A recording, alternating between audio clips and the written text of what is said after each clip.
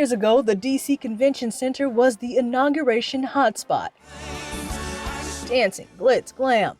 Today, it's a COVID field hospital. A sign of the times and a look at just how strange and scaled down this year's festivities will be.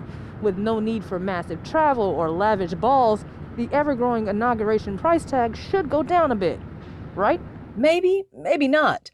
The Biden Inaugural Committee is asking donors to help meet, quote, ambitious fundraising goals. According to the donation website, the committee will accept corporate donations up to $1 million, but refuse money from lobbyists and the oil industry. I think you're going to see something that's closer to what the convention was like than the typical inauguration. This summer's Democratic National Convention cost about $57 million for a week's worth of mostly virtual festivities.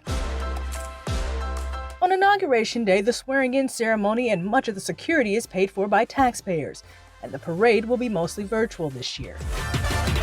We asked the Inaugural Committee why it needed hefty sums for this year's downsized festivities and for their estimated costs. They received our request for comment but didn't reply to our questions. It's a growing concern for government watchdogs who've watched inaugurations grow over the years.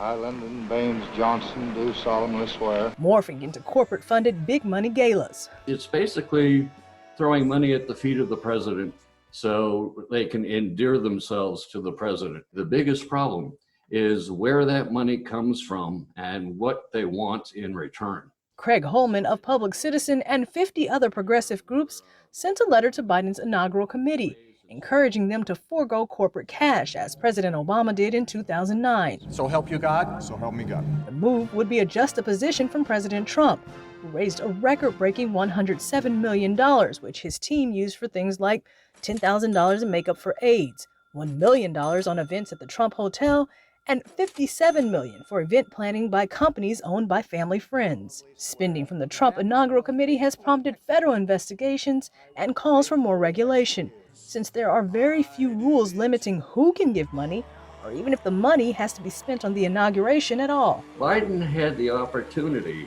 to return the whole inauguration process back to the noble era of Thomas Jefferson.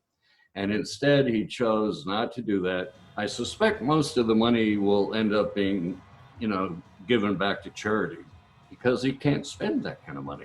Legislation that would have brought transparency to inauguration spending died in the Senate.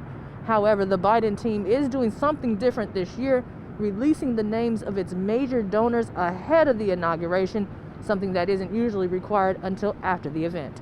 Amber Strong, Newsy, Washington.